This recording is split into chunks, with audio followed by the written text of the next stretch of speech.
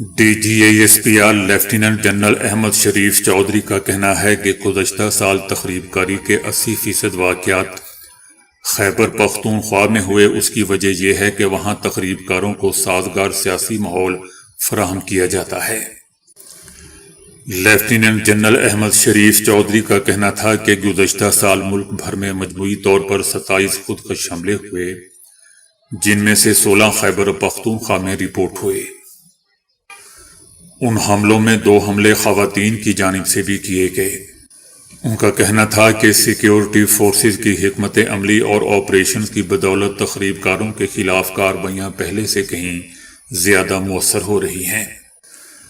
5 سال پہلے صورتحال یہ تھی کہ ایک تخریب کار کے مارے جانے پر 3 شہادتیں ہو رہی تھیں، جبکہ اب یہ تناسب بدل چکا ہے اور ایک شہادت کے مقابلے میں 2 سے زیادہ تخریب کار مارے جا رہے ہیں۔ D G S P R کا کہنا تھا کہ فتنۃ الخوارج اور فتنۃ الہندوستان کا گٹھ جوڑ افغانستان میں ہے۔ تمام تخریب کار تنظیمیں افغانستان سے کام کر رہی ہیں، ان کی وہاں پرورش کی جا رہی ہے۔ گزشتہ سال اکتوبر میں پاک افغان سرحد پر کشیدگی اسی وجہ سے ہوئی تھی۔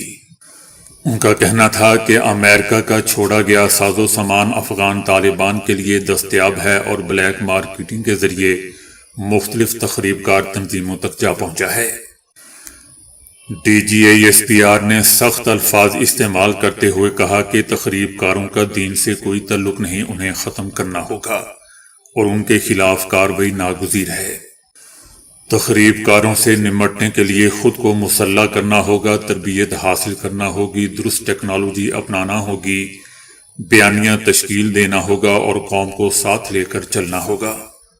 D G S P R کا یہ بھی کہنا تھا کہ تخریب کاری کے خلاف جنگ میں سیاسی جماعتوں، خاص طور پر خیبر پختونخوا کی D G S P R کا کہنا تھا کہ پوری قوم اور سیکیورٹی فورسز تخریب کاری کے خلاف جنگ میں قربانیاں دے رہی ہے اور ایک صوبے کی حکومت یعنی خیبر پختونخوا کی حکومت کہتی ہے کہ ہم وہاں آپریشن نہیں ہونے دیں گے۔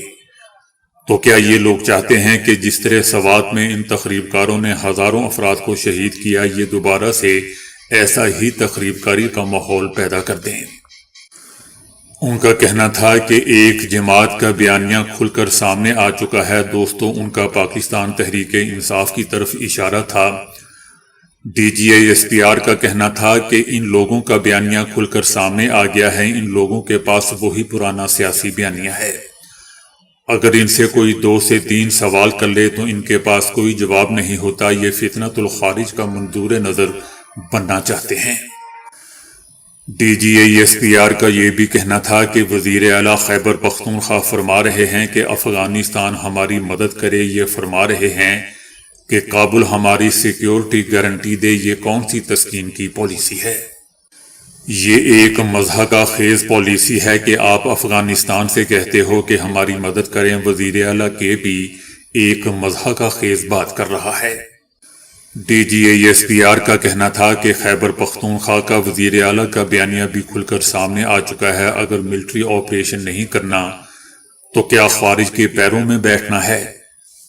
کیا خارجی نور ولی محسوس کو صوبے کا وزیر اعلیٰ لگا دیا جائے، اس کی بیعت کر لی جائے، یا کیا ہیبت اللہ بتائیں گے کہ 4 سدہ میں کیا ہوگا؟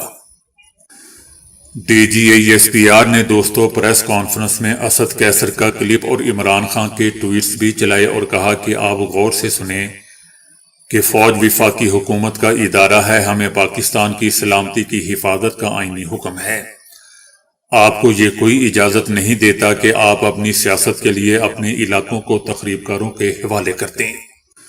D G S P R نے دوستو وزیر اعلیٰ خیبر پختونخوا سہیل آفریدی کا مساجد میں ڈاگ باندھنے سے متعلق ایک بیان دکھایا اور کہا کہ یہ صاحب مضحکہ خیز بات کر رہا ہے، کیونکہ جب کوئی لاجک اور آرگومنٹ نہ ہو تو ایسی ہی بات چیت ہوتی ہے جس کا نہ کوئی سر ہے، نہ پیر، نہ آگے اور نہ پیچھے۔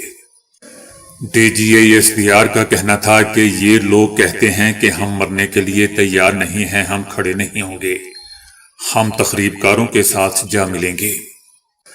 D G S P R کا کہنا تھا کہ تخریب کاروں کے خلاف یہ لوگ بیان نہیں دیتے، تخریب کاروں نے کبھی اس جماعت کو نشانہ کیوں نہیں بنایا، یہ حیرت کی بات ہے۔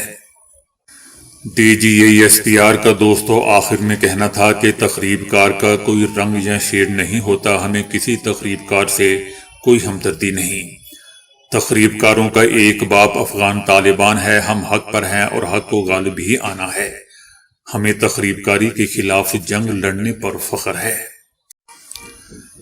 آذربائیجان نے کہا ہے کہ ان کا ملک اپنی سرحدوں سے باہر بشمول غزہ کسی بھی امن مشن میں فوجی دستہ بھیجنے کا کوئی ارادہ نہیں رکھتا۔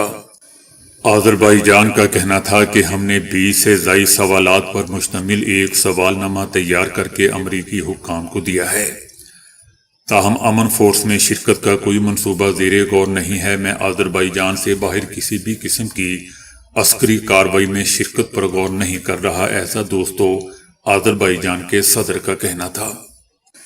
اس سے پہلے بھی آذربائیجان کی حکومت نے کہا تھا کہ جب تک اسرائیل اور حماس کے درمیان لڑائی مکمل طور پر بند نہیں ہو جاتی، آذربائیجان ایسی کسی کارروائی کے لیے فوج فراہم نہیں کر سکتا۔